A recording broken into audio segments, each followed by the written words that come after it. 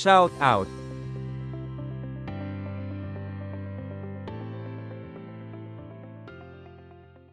Lahat tayo may kwento sa bus. Kwento ng pag-uwi, ng paghihintay. At sa daang yan, isang pangalan ng palaging kasabay ng bawat biyahe. Ang Victory Liner. Pero, alam mo ba na hindi lang ito basta isang kumpanya ng bus? May mas malalim na kwento sa likod ng mga gulong na umiikot sa Luzon, isang kwento ng pamilya, pagpupunyagi, at isang empire ng transportasyon.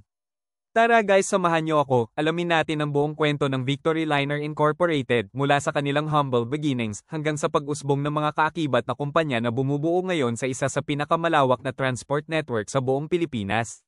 Ako si Danny, kung bago ka pa lang sa aking channel ay huwag mong kakalimutan mag-subscribe para updated ka sa mga upcoming videos pa na aking gagawin.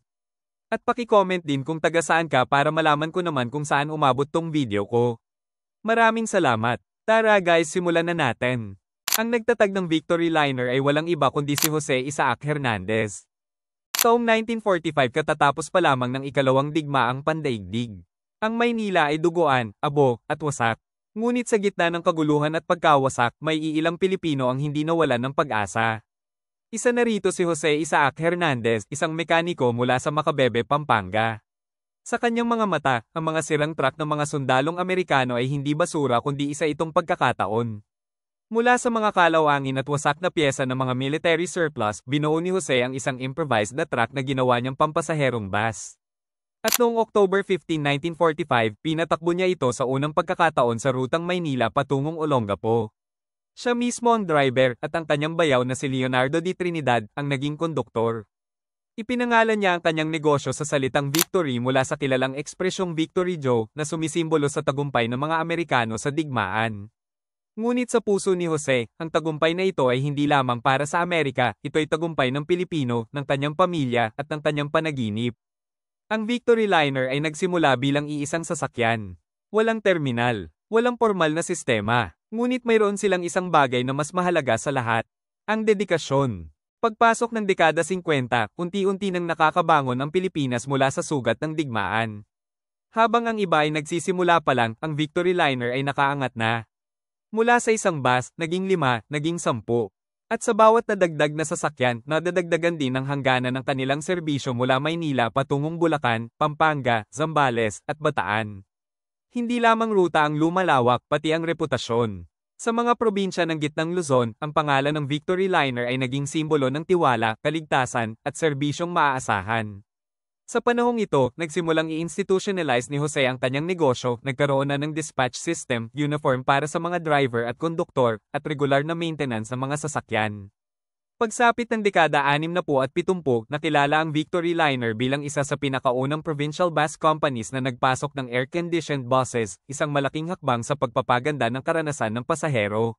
Dito rin nagsimula ang pagsunod sa organized queuing system sa mga terminal, isang bagay na noon ay bihirang makita sa probinsya. Sa kabila ng lumalawak na negosyo, nanatiling simpleng tao si Jose. Patuloy siyang umiikot sa mga terminal, kinakausap ang kanyang mga tauhan, at tinitiyak na ang serbisyo ay tumutugma sa kanyang prinsipyo, dapat patas, maayos, at makatao. Ngunit ang lahat ng bagay ay may hangganan. Pagsapit ng dekada 90, nanghina na ang katawan ni Ginoong Jose. Ngunit hindi ang kanyang pangarap. At bago siya pumanaw noong 2001, tiniyak niyang ang Victory Liner ay mananatiling nasa mabubuting kamay sa kanyang mga anak. Habang unti-unti naglalakbay ang Victory Liner sa dulo ng ika-20 siglo, isa ring makabuluhang biyahe ang nagaganap. Ang paglipat ng pamumuno mula sa ama patungo sa kanyang mga anak. Si Jose Isaac Hernandez, ang tagapagtatag, ay hindi lamang nagtayo ng negosyo. Nagtanim siya ng isang kulturang may disiplina, malasakit, at pagseserbisyo. At ang bunga nito ay hindi lang daan-daang bus sa kalsada, kundi isang pamilya ng mga lider na handang ipagpatuloy ang kanyang layunin. Pagsapit ng dekada 80, unti-unti nang sinanay ni Jose ang kanyang mga anak na humawak ng mas malaking papel sa kumpanya. Isa na rito si Johnny T. Hernandez na naging katuwang niya sa operasyon. Sa pagpanaw ni Jose noong 2001, si Johnny ang humalili bilang presidente at general manager ng Victory Liner Incorporated.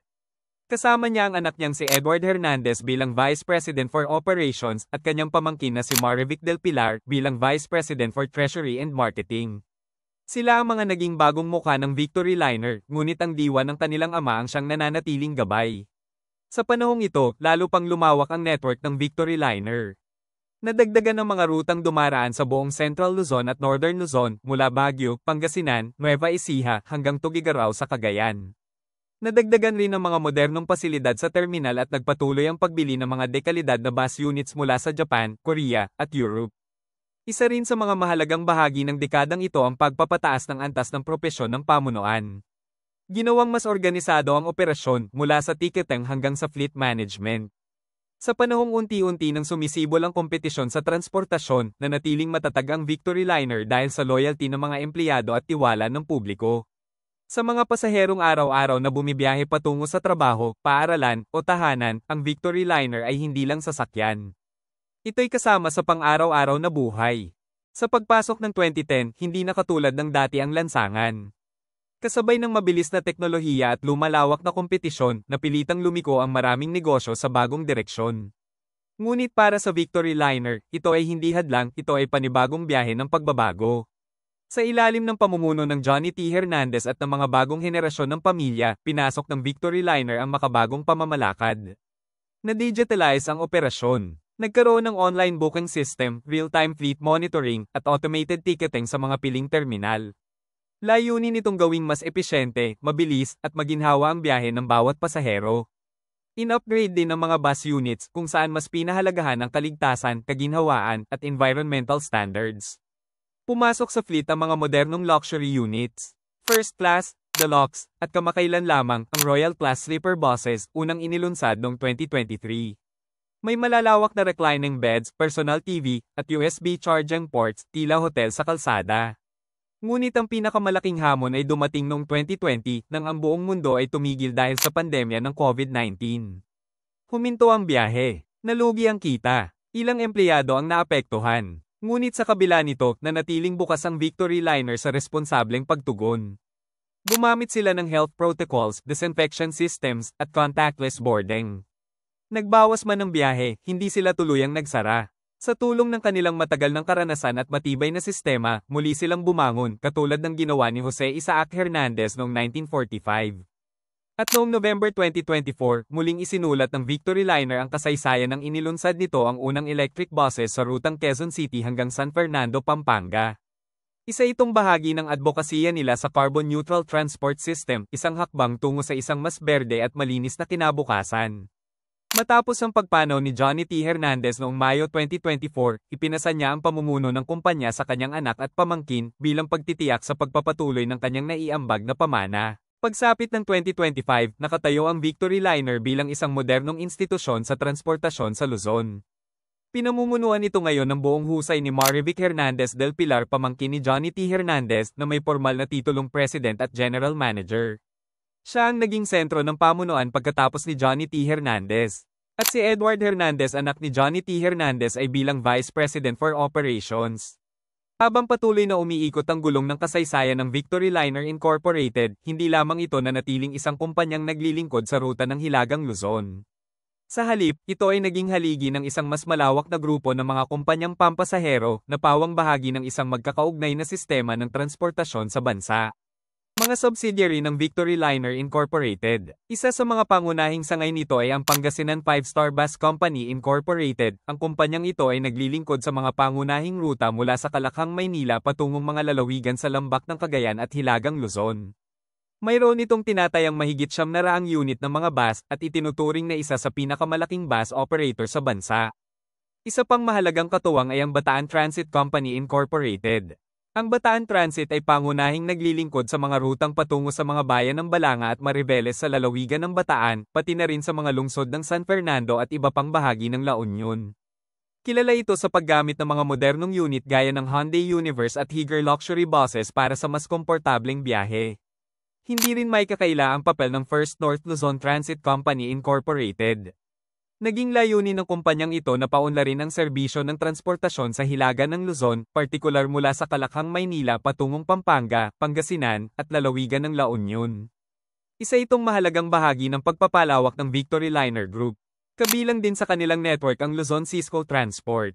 Isang kumpanyang may limitadong operasyon ngunit nagsisilbing pangdagdag sa mga rutang nangangailangan ng mas maraming sasakyan lalo na kapag holiday seasons. Bagaman maliit ang operasyon, ito ay bahagi pa rin ng estratehikong pag-abot ng serbisyo sa mga lugar na hindi karaniwang naaabot ng malalaking bus companies. At sa Timog Luzon naman, isa sa mga kaakibat na kumpanya ay ang Bicol Isarog Transport System. Isang kumpanyang naglilingkod sa mga rutang patungong Kabikulan. Kilala ito sa pag-ooperate ng mga deluxe at sleeper buses patungong Naga, Legazpi, at iba pang lungsod sa rehiyon. Ito ay isang makabagong kumpanyang kasama sa alyansa ng Victory Liner Group. Iba't ibang klase ng bus ng Victory Liner.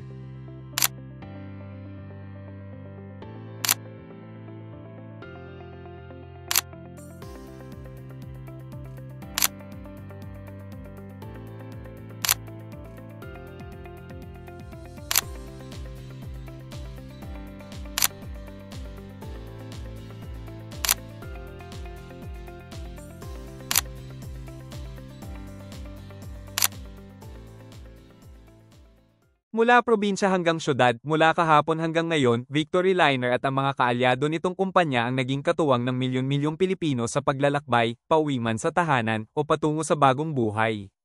Tara samahan niyo ulit ako sa mga susunod na kwento ng negosyo, serbisyo, at tagumpay sa mundo ng transportasyon.